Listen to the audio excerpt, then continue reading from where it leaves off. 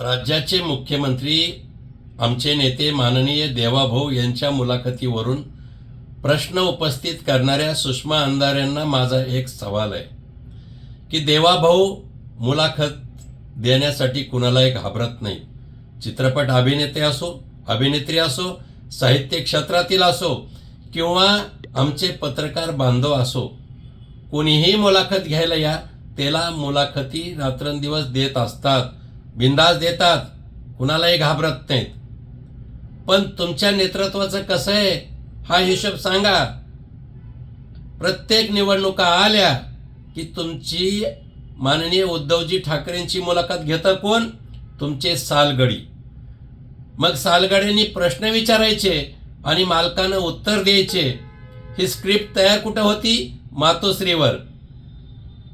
आणि म्हणून प्रश्न तुमचे, उत्तर तुमचे. तुमच्या मुलाखतीचं काय हे बघा आणि मग आमच्या नेतृत्वावर शंका निर्माण करा.